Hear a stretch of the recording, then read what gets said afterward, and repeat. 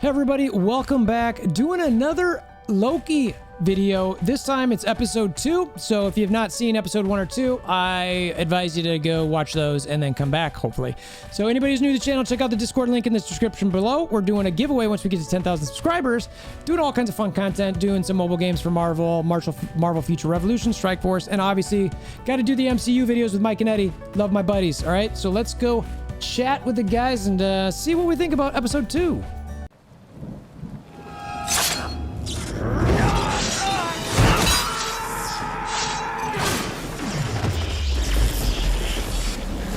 Bring me Wolverthor! All right, gents, what is going on? How are we doing? Wonderful. Good. Hey. Nice to see you. So Loki episode 2, right? We got that on us. It's definitely ramping up. I'm liking what I'm seeing. I don't know about you guys, but I'm a fan so far. I hate weekly episodes with more than I can tell.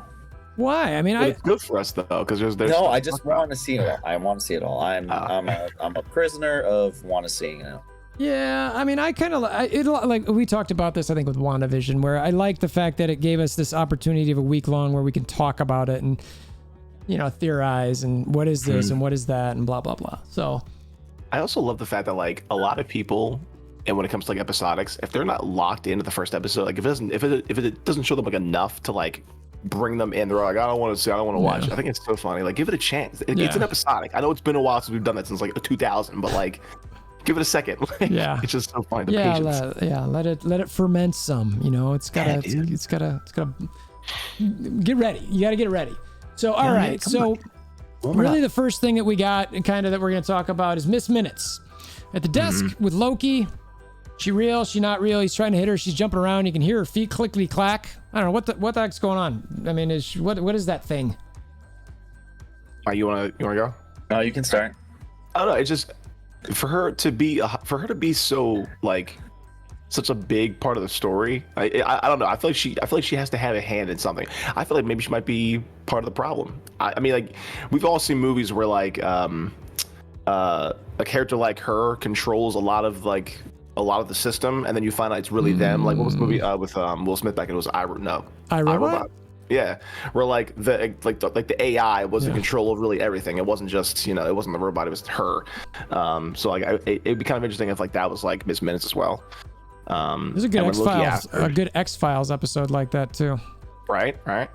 And then when Loki asked if she was like real or not, she didn't really give a straight answer. And you're like, all right, well, there's questions there. Yeah. So I got you, Mike. You got any opinions? I'm right now going to think she's very much, I'll equate her to like Iron Man's Jarvis, where it's a answering being, but it's a not real thing. Because she said, she was like, I'm pre-recorded, but I'm also not pre-recorded. It's like a mix of both. So I feel like it's very much like Jarvis, where like, Tony Stark would talk to Jarvis and be like, hey, what's this? And again, it's a robot, but like it's intelligent at the same time. So who knows if it has more implication, like Eddie's thinking in the show. Very well could be. But who knows? But still weird, creepy, hologram computer robot. Yeah, I wonder if it is some sort of like timekeeper Jarvis that they've actually pre-recorded because they understand how time will work and they have it placed in the timeline to make sure certain things happens. That would be wild. That's also that'd be wild. Yeah, I could see that. So, all right. So then from there we go to Wisconsin, Oshkosh. I think it was 1985, if I remember right. 84, 85. Yeah, somewhere in the 80s, right? And it's one of those like medieval times. Yeah, medieval. Thank you. Fair. Yep. And they're going there. Well, the Minutemen go into that tent, and something happens. That one of them starts attacking the other ones. They all get knocked out, and then the one that started attacking them gets kidnapped by the bad variant Loki, whatever you want to call that variant. And then shortly after that, Mobius and Loki all show up, and they're checking out the scene, and Of course, Loki's doing his Loki trickster thing and trying to figure out some stuff. But when you guys were seeing this, I mean, there was a lot there. But what were your takeaways from seeing this, Mike? We'll go to you first to see if you had anything specific.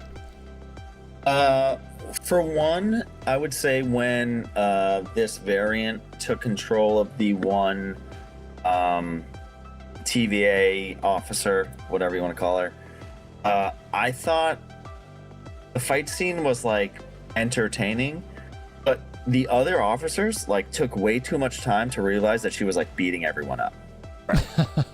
Right? Like she started like kicking someone's butt, and they just like stood there being like, "What are you doing?" Right. And then they all ended up getting beat up. Whatever. That's regardless. Still entertaining. Still good.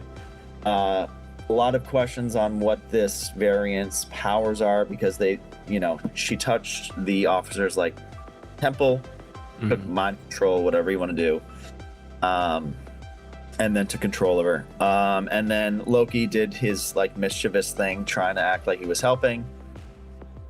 I think Mobius like kind of realized it all along, but I still want to know what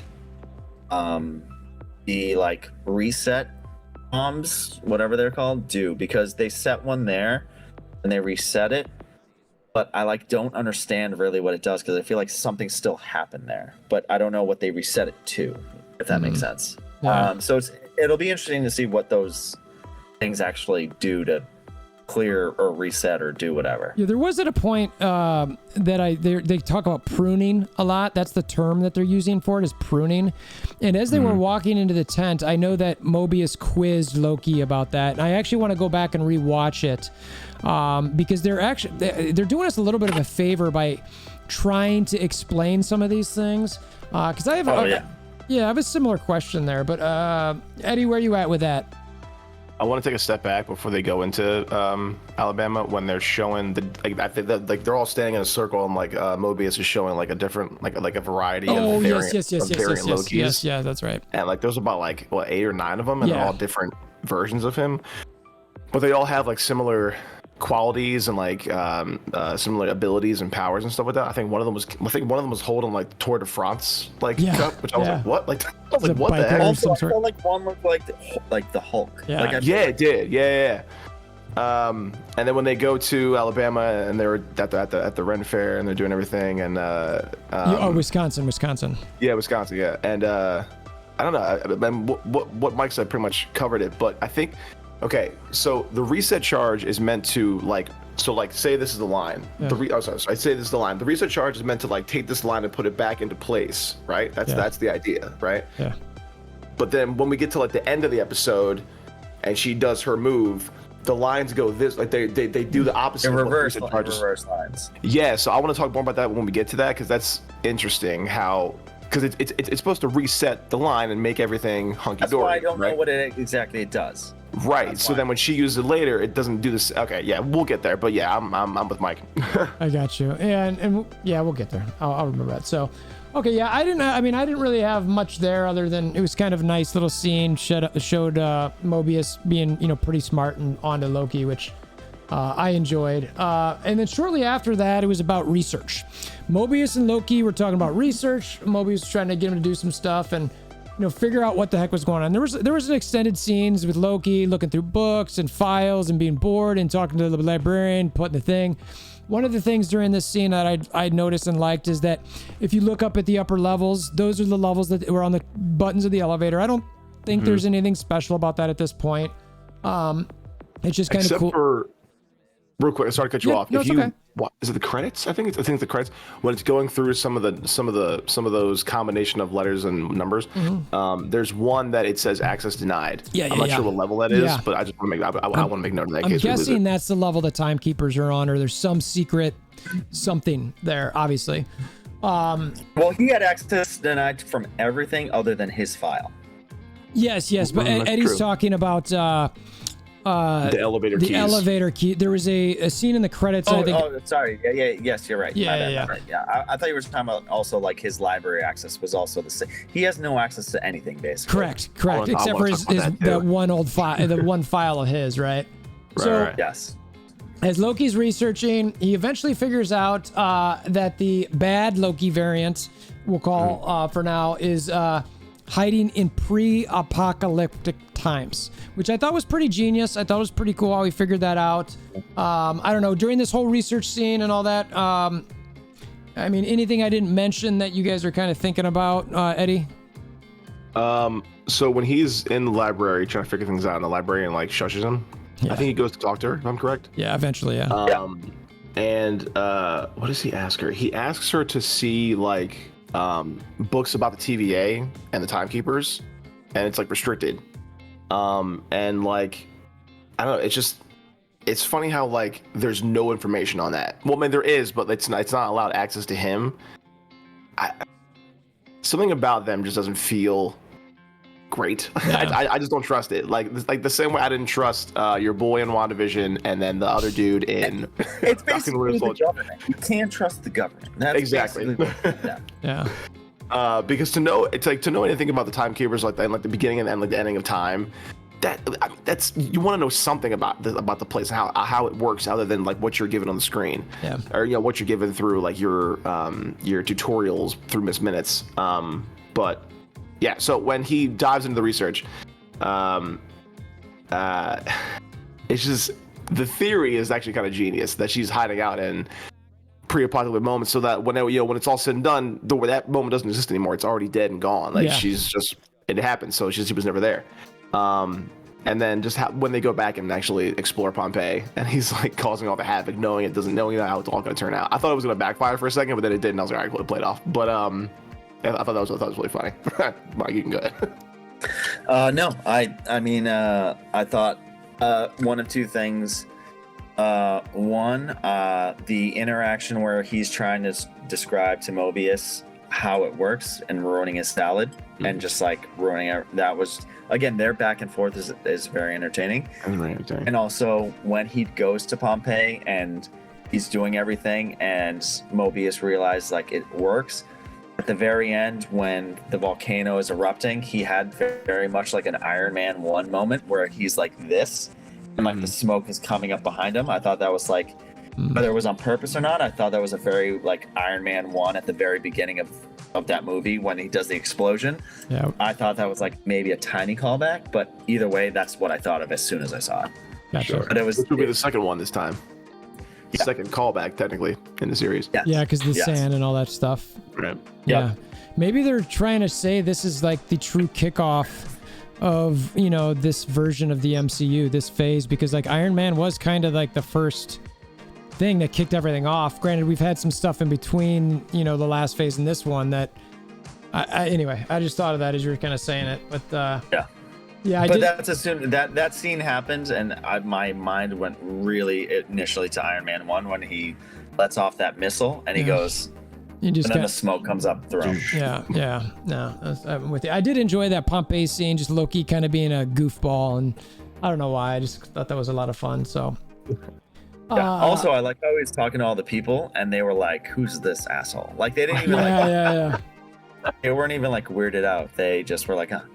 Yeah, when he's just like, "We're from the future," and it's just like, oh my god, and Moby's just sitting there. They didn't believe a word until the volcano like really erupted. Yeah, I mean, can you imagine being like back then they're in their like animal clothes and all this stuff, and like and these guys are in suits and ties, and they're just like looking at them, but they're like moving their goats around, and I would be like, "Who are you? What are you doing here? Like, why?" I don't know. I just thought the whole thing was kind of weird, but.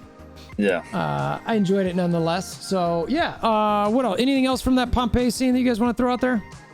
I think so. Okay. All right. So the next up, I believe was shortly after that, was Mobius in the office with Ravana. Okay, you guys, I know we talked about, you guys wanted to hit this scene a little bit. Cup rings, pencils, pens, so which one of you wants to take it first? I'll let you take it, Mike. No, you go. You got the Okay. So he gets it. They have a very unique relationship, and I want to know more about it. I'm curious, like if it's just like a superior and subordinate. I'm not sure what it is. But first of all, Renslayer's office is similar to where she sits in like that courtroom. It has the two heads and then the one behind her. similar to her office, it has the two on the side, and they're holding something, and then it has the one behind her, which its hands are open, kind of like in a very like, I don't know, very like a holy sort of way. I don't know what it is. That's very unique. And then he's noticing all of the different like items that she has from different time periods that the TVA has traveled over the years. And there's a snow globe from, I think it was San Diego. I think that's where it was from. Yeah, I think so. And then he was talking about like another like associate or another like agent or something like that, and which is interesting. And then while he's doing that, he gets a drink from her, he drinks it, puts it down the table, and there's multiple rings from the cup on the table. And she's like, yeah, Mobius, and he gets a what do you call it? Coaster. Coaster, thank you. And puts it underneath the cup and puts it down there, and but it's like, okay, so who's the other person? Is it like a version of him from like a different time? Like, who's the other person that would be in her office besides him? Is it Kang? I don't know. But that was a unique moment. He's trying to convince her that Loki's plan, or Loki's idea of the variant Loki, the lady variant, is hiding out in apocalyptic, moments in history to cover her tracks. And he's slowly convincing her that Loki, our Loki, can actually help solve this case, and finally gets approval from it, which then leads us to the next part. I don't want to talk about the X, we're not there yet, but Mike, you can go ahead. Yeah, no, I for one, I thought the multiple rings on the desk were very, like, I think there's a love interest in that scenario, even though she's his superior. Right. But it was very much one of those things. The multiple rings kind of like, they just panned to that so like specifically that it was like he's been there so many times. Like, they just drink scotch together all the time. Because he even said in terms of like the memorabilia she had, like he was like, some of that is mine. Like, I wanted the roller skate that we got from whatever. So I think it's more than like a boss, like underling relationship. Because even when he signed off on the paperwork or whatever he had to sign, the specific pen that he was like, what pen is this? Like, I hope you're not like, seeing someone else. Like, it was a very, like, I forget what, Thor, you know what it said on the pen, right? Franklin D. Roosevelt High School. Yeah, so he was like, what pen is this? Like, I hope you're not seeing like anyone else on. Like, it was very much like a, what is this thing? And the way the camera pans, very much like on the rings, pan to that pen specifically, to where it made you like question something. Yeah. Whether it was like their relationship or like, I think there's maybe more to her than meets the eye, maybe a little bit. I'm not going like deep theories or anything, but the way the camera did things in that office was very specific. To where it wasn't just like a random conversation. Like, they were trying to like give you maybe a little bit more than meets the eye. That's what I got from it. Gotcha.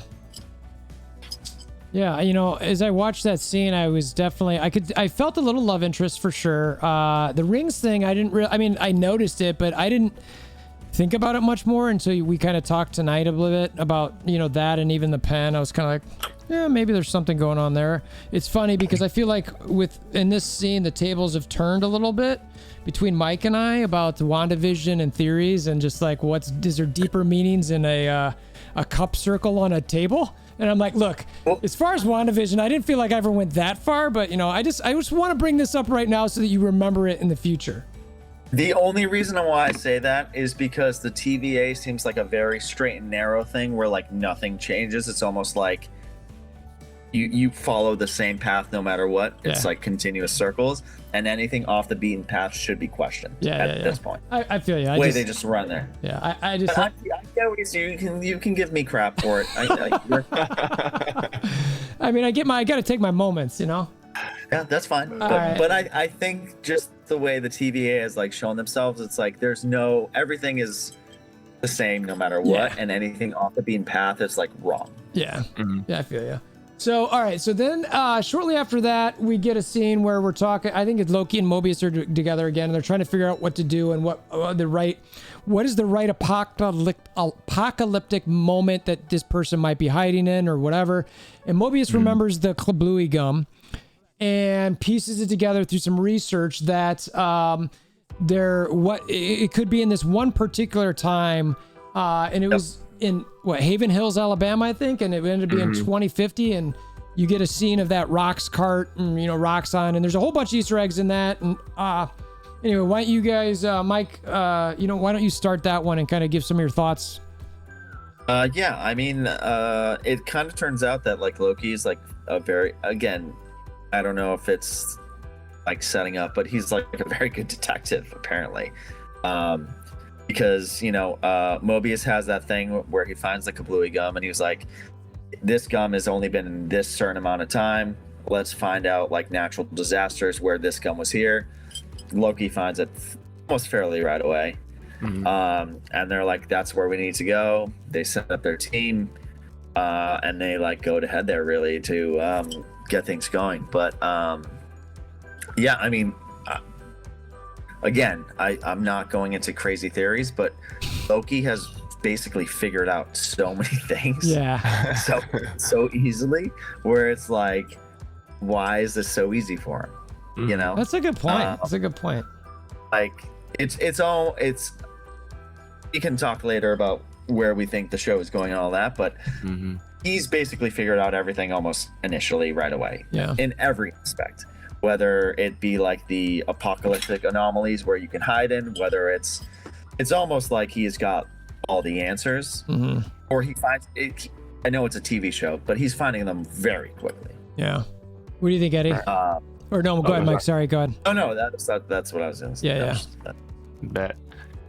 I want to take a step back a few scenes ago when they were sitting at the lunch table, not when he's doing the salad thing, but when they're just having kind of like a heart to heart, and he's asking about like what Mobius is like interested in. I love that he's a jet ski enthusiast. I love that he's like big on that, and he describes it as like, he describes it so like elegantly, like it's something that like he can't wait to do like if he ever leaves the TVA or whatever. Like if he like they harp on it so much that it has to happen in the show at some point where he gets on a jet ski and just like is free to do whatever. I mean, Owen Wilson's gonna ride a jet ski in that show. It has to happen. But then Loki asked he asked him about the TVA, and he describes it as the TVA protects what came before while the Timekeepers untangle the sacred timeline's epilogue from its infinity branches, right? Which would result in no more Nexus events, order and peace at the end of time, right? He says it in a way that sounds very cult-like. Like, this is what you're supposed to believe, this is how it is, and there's no other way other than this is how you're supposed to handle this business in the TVA, right? The whole aspect of the TVA has felt cult-like. Right, for sure. Yeah. Nexus events are what occur when the sacred timeline they occur because the timeline isn't perfected yet. So the Timekeepers, they dictate which random strands need to be clipped in order to make the timeline perfect. And once it's complete, they all meet at the end of time. It just feels like when they took all the timelines, just put them into one big one, they're trying to essentially clip out which ones don't belong and make it perfect, and which is when all those Nexus events happen, because they weren't supposed to happen. They're trying to keep it, but it's almost like they're trying to dictate the way that life should be when you can't really do that. So their whole approach to this timeline thing is very one-sided. It just there's something weird there, obviously, and I can't wait to learn more about it. But when he has the epiphany about the kablooey gum, and they go to the library to figure it out, they're going through like a variety of different apocalyptic events from where the gum was created to where it becomes a problem. They mention like 4 of them in the future, which I want to just real quick. So there was a climate disaster of 2048, the 2049 eruption of Krakatoa volcano, the swallow extinction of 2050, and the tsunami of 2051. Okay, so those are four moments that are like 20 or 30 years from now, right? And we've all seen how The Simpsons have weirdly predicted future moments that have happened now. Like, what if they pulled the same stunt in this show? I'm just saying, like, that would be ridiculous on those 4 crazy events, dude. Even if they picked one of them. Is that like 30 years from now? We're in 2020, so 2048. I mean, we're only 20. We'll be here. We're gonna have to hit each other I up. don't want to be there for the swallow extinction. That's I know. That's gonna be too much. Dang. It's gonna break your heart. But the climate disaster 2048 sounds likely, because I mean we're already talking about climate change and all that stuff and how it can be real and how it's not real and stuff. But like, I mean, like, it's been weird, wild weather on the East Coast for the last like 2 or 3 months. It's been like cold, it's been hot, it's been rainy, it's been sunny, like it's everything, and no one can really get that idea. So I found it kind of funny those particular 4 moments in of the years, but. Yeah, sorry. We can continue from that. That's all I'm gonna say. No. It's good. It'll be interesting to see if those play out. I mean, obviously, I'm not sure I'll still have a YouTube channel to post on, 30 years from now. But hey, if I do, the 3 of us will have to get back together and be like, Eddie, remember when you said that one day, and. We'll be doing this on like VR at that point. Yeah, we're gonna be. I don't even know. Like 30 years from now, we'll be It'll be like honestly like Star Wars. We'll be holograms. Like Ready Player One is where we're gonna be by that point. Yeah. Well, we're gonna. That's how we're gonna play football when we're old. We're just gonna VR into it. So okay, all right. So that'd be awesome.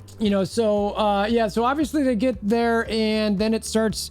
They start looking around the warehouse or the shop or store or whatever it is. They split up a bit. There's a bunch of people who are actually they're scared. They're trying to figure it out. And as they're separated and split up, Loki's with the B-15, I think her name is. B-15. Yeah.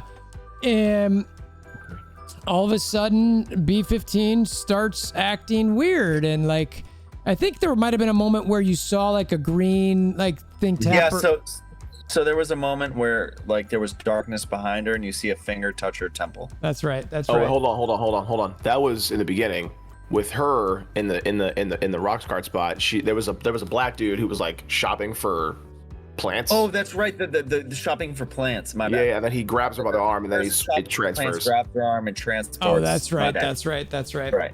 Yeah. So her and Loki see that guy looking at plants, and he was like, "There's a great deal on like azaleas." And you're like, "What?" Yeah, it was so random. You're right.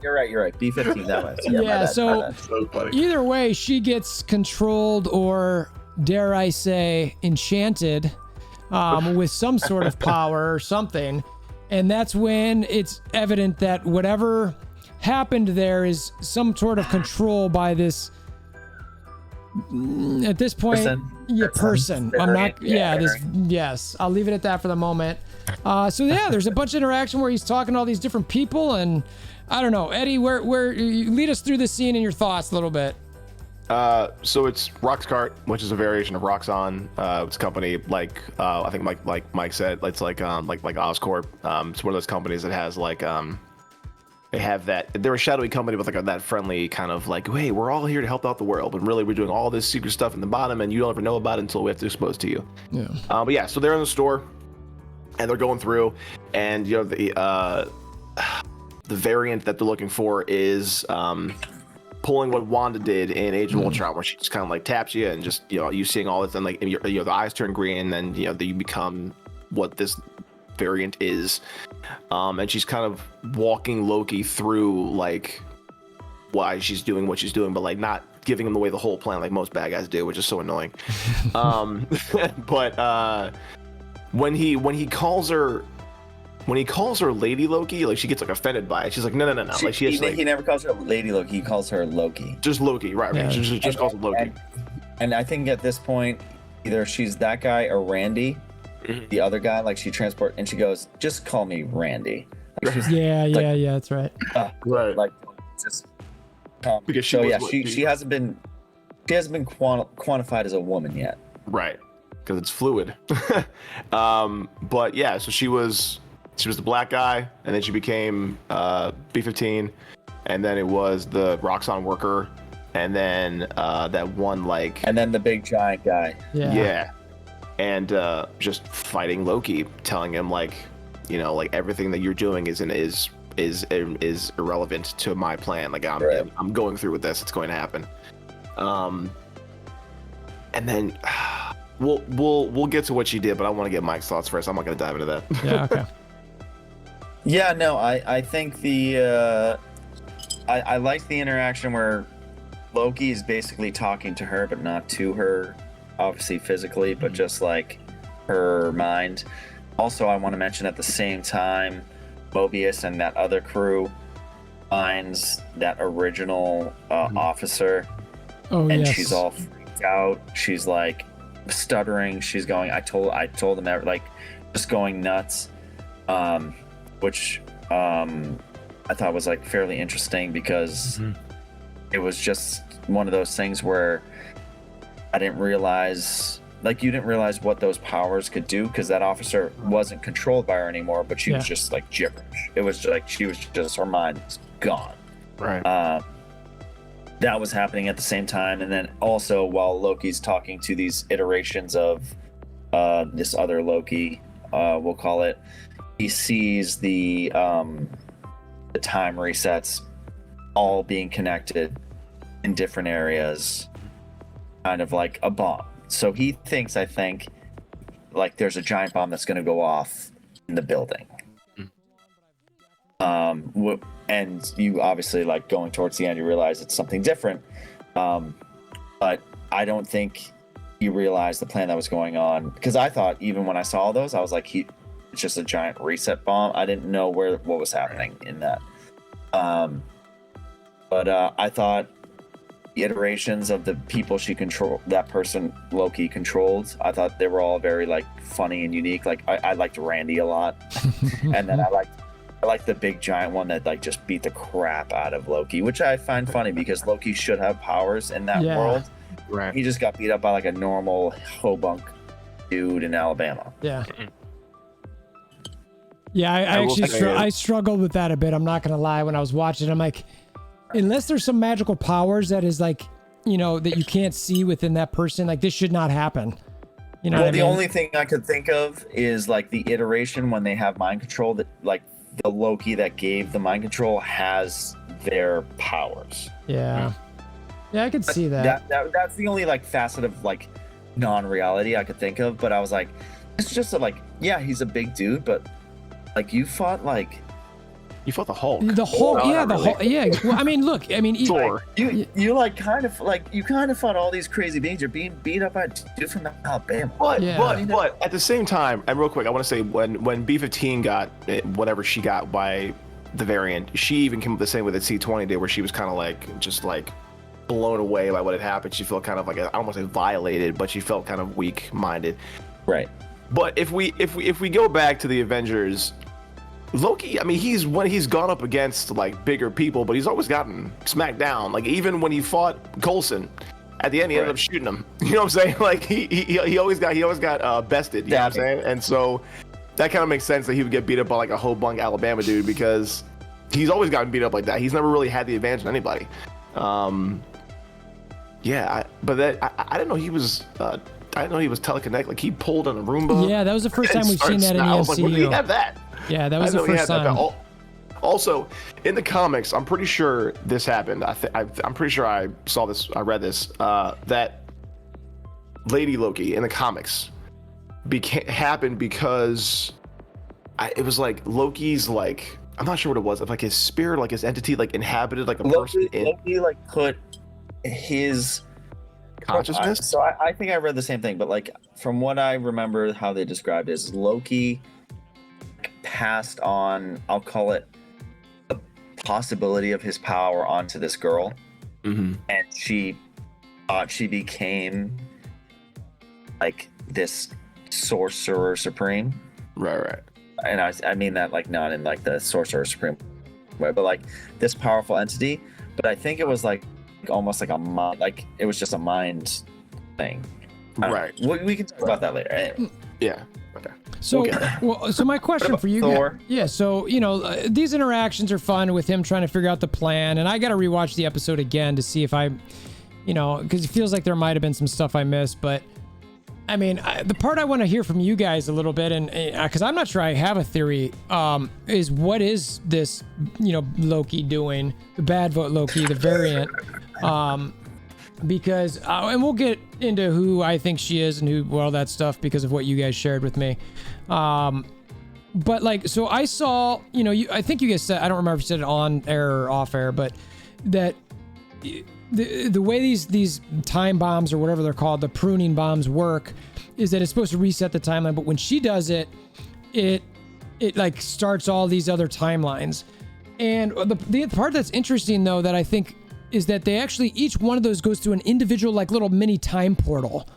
So that's a difference to me. I don't know what it's doing or why she did that. But I'm actually a bit lost on what I think she's doing. I know she's trying to screw stuff up. I know she's against the timekeepers or the timeline in some way, and that she's just trying to do something. But outside of that, I don't know. I really don't know. I mean, I'm just kind of like, all right, she's just up to something. So I don't know. I mean, I want to hear from you guys kind of where you're at with that. Yeah. I think, so the first 2 episodes, like you see, we'll call it a her now because, she took off her hood and it is a woman. But in the first couple episodes, you see she's trying to steal these resets. Specifically, like she kills all these officers from the TVA and just specifically takes all these things. Now I thought when I saw that she was setting up these things in the store, I thought she was trying to get a scenario to destroy the TVA. Yeah. That's what I thought. When I saw that it was going to different timelines, I don't recall exactly what timelines there were, but my mindset on it now, talking to us before, is that things that were supposed to happen in the timeline, major things, like things that weren't going to destroy the world, let's say, like the Avengers beating Loki or whatever, she's doing a reset on that and messing it up. Mm-hmm. That's where I think those resets are going, and that's what's causing these Nexus branch events. She's taking the things that were supposed to happen by the timekeepers, like major ones, and specifically messing it up. Right. I could be wrong, but I really thought she was trying to destroy the TVA. Like I thought all those bombs were going to go into the office of the TVA and just like reset everything. Right. Obviously, we don't know what's going to go till next episode, but that's where I think it's going. Okay. Eddie, you for, against, pro, none? I'm for and against, if that's possible. Hear me out. So, like every date I've ever had. So she steals reset charges, and I think in the second episode she was stealing their little armbands that have all like the different stuff on to help them kind of like open those portals. I think it's up. The door portal. That opens the doors. So she steals those and she steals the charges. There's like there's like, I don't know, what, 50 from that picture. There were a lot. A lot, yeah. And so she drops them, and there's a theory that I saw that I thought was genius. And so she drops them in there, and they all transport to different times. Which I took pictures of all those places that we saw towards the end of the episode, and I'll talk about those in a second. But I think the idea is to drop those in different timelines, which then will draw out the TVA like Minutemen to go to those timelines and find those reset charges. But then all the TVA is wide open, the same way that what was it in like Dark Knight, or no? What was the thing? No, it was Dark Knight, where like it opens up like the prison or like the thing to get like the cops are all gone. Yeah. So then it leaves like the TVA is completely unmanned by anybody that can protect it, and which then gives her a way to get to the timekeepers unopposed. So in a way, I agree with you, Mike, but also I think it's also because of this reason too. Some of the locations that they mention, so like one of them is Vormir, one of them is Asgard. It says February 16th, 2004, which I think takes place before the first Thor. So that's interesting. Vormir takes place on April 23rd, which I think was the same day that Infinity War came out, which is pretty cool. There's one on Sakaar, there's one on Ego, there's like a handful in like Portugal. So she's putting them in places that already had disasters. Right, but these are like random timelines. Like we're talking like, so Vormir in 2301, Asgard in 2004. There's a Thornton, USA, which doesn't exist because I think there's only like there's Thorntons, but not like Thornton. But yeah, we're talking like Vietnam in 1522. and like what is it? Rome, Italy in 1390. There's egos on here.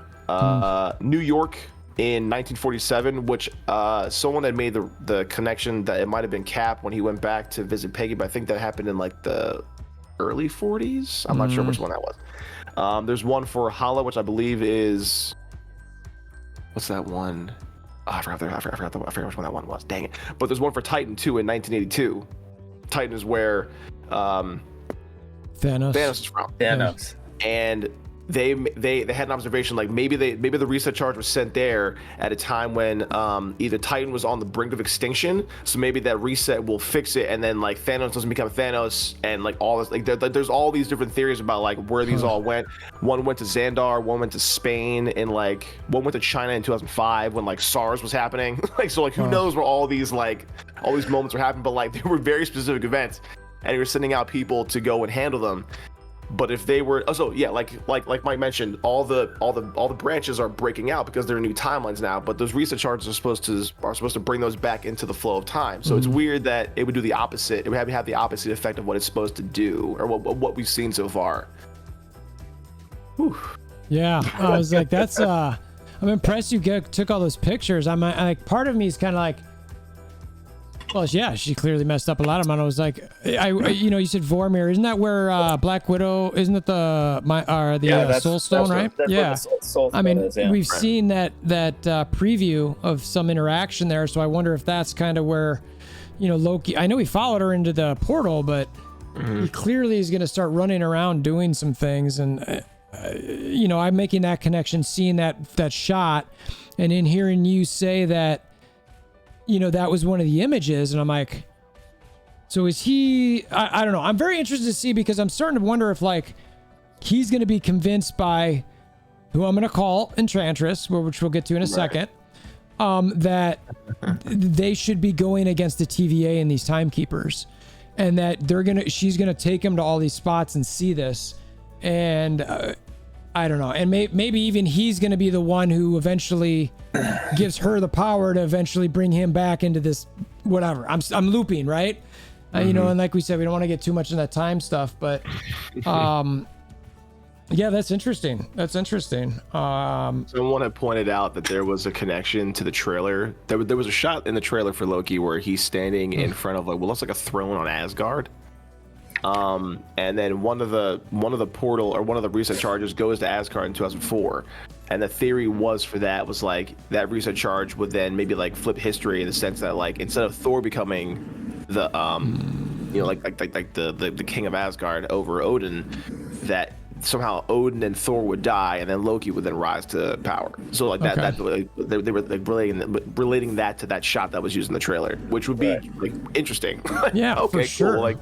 Yeah, so I thought it was really cool. I don't know, it was just weird to take pictures and see what they came out of. Yeah. Well, I think I also said too that I think I said it the last time we talked was I think the trailers have done a good job to where I think the Enchantress or this lady Loki, whatever you want to call it, I don't think she's like the main person. So I think like another Loki is a part of it, and I think in the trailers you've seen the other Loki, but you think it's the Loki as part of the show. Like the one with the horns and the suit. I think there's one part where like he's actually in the TV. He's like, "What do you think it was me?" Like he does like something. I think it's going to be like that kind of like, almost like what was it in WandaVision? Vision versus Vision. Yeah. Like it was like the other Vision sort of thing. That could be cool. Hilarious. So I think there's possibly someone else pulling the strings, and I think those areas that Eddie mentioned, I think it's to draw people out, like you said. I do like your theory on that and your idea. Interesting. I think getting in the TVA, I feel like is what someone is trying to do. Yeah. Right. I agree. Because I think when they were talking to the one guard who was like all like freaked out, she had told the variant like where the timekeepers were. So it seems like that's her whole plan, was to empty out the TVA so she can just get in there clean. I like it. So, I've kind of been hinting a little bit about this whole Enchantress thing. And I remember one of you guys picked this up in the closed captions, is that when Like What? Yeah, it was Mike's mentioned it, saying he said, "I think it's Enchantress," and we were like, "What? What?" You know, and he's like, "If you look at the closed captions, they call her Sylvie." And I was like, I didn't watch it with closed captions. And then I've actually, after you said that, I've seen an image of a language. I don't know what language it was, but it was something outside of the United States. Actually have her casted as Sylvie. So there's something going on there that's either leading us down the wrong direction, or it was intentionally put there, or what I probably think is something that was overlooked. I think we talked about this a little bit beforehand, that they just didn't realize they had the closed captions in there, and it just made it through. So the question is who's this Sylvie? So if you go looking around Wiki, there's this Sylvie Lushton, and you guys probably can't see this, but I've got up on the screen a wiki page of this Sylvie Lushton from Earth 616, which, if you remember the tape, do you remember the tape in the Loki? It says, the film strip. Says Earth 616. Long and short of it is that she's got a history with Loki. He gave her powers, and she's basically she takes the name of Amora the Enchantress. So she's got some interaction with the Asgardians. She actually becomes paired with Wiccan, who, if you recall, is from WandaVision and one of Wanda's kids. She's got a stint with the Young Avengers. There's a whole bunch of other things here with Briggs Chemical. I don't know if that's really necessarily relevant. Doom's made in the Illuminati, which, again, that's... Illuminati might be a big one for Doctor Strange. Yeah, exactly. Sure. Yeah, I mean, at some point, the Illuminati have to show up. I'm thinking maybe they never touch it, but... I think they're going to show up for the new movie. Yeah, you might be right. Multiverse of Madness?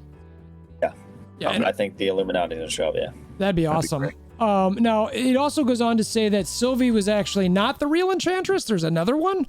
So, again, who knows what's going on with that. And then it goes on with her powers and abilities and sorcery, mental manipulation. Is there anything about transmutation, teleportation, deflection? So anyway, telekinesis. So yeah, what are your guys' thoughts on this? Mike, you're the one who saw it first, so I want to, ask you. I think she might be like I said, I think there's potential to where like she has a boss or someone managing her, what she's doing, or pulling the strings. But yeah, I think for sure she's not, because I don't think she's Lady Loki, because when she was called Loki by Loki in the other, like, she was like disgusted, like, please don't call me that, like, ugh, like that.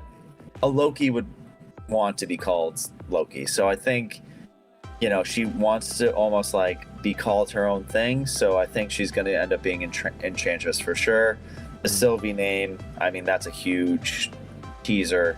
Whether that was accidental by Disney or on purpose, it was smart. They do Easter eggs all the time, so maybe it got overlooked, maybe it didn't. But I think there's more to meet the eye with the possible villain going towards the end of this show, and we'll kind of see. But it's not Mephisto for sure. Darn. But yeah, I think there's going to be someone else pulling the strings. It might even be the literal current Loki that's finding all these answers. Who knows? But we'll see. Because like I said, there's also a real thing where I think the Timekeepers might be, or the TVA might be like the bad guys. I agree with that. And it's an end around sort of thing of figuring that out, because like we've said, it feels very cult-like, it feels very like propaganda-ish, it feels very like more than meets the eye sort of thing. So but still, so far the show's really awesome. So I'll watch this thing every Wednesday at 3 a.m. if I have to. That's funny. All right, what about you, Eddie? I mean, I agree with Mike. I didn't notice the Sylvie thing. Mike brought that up, and I was like, okay, well that's one thing. I mean, we've been misled by Marvel so many times. There's been so many times where we've watched trailers where, like, even in Infinity War, they showed a trailer where it was Hulk and everybody coming down the road to Wakanda, and that shot was never in the movie. So we've all been, you know, as they say, Kansas City shuffle, where we look left and then they go right. So, Yeah.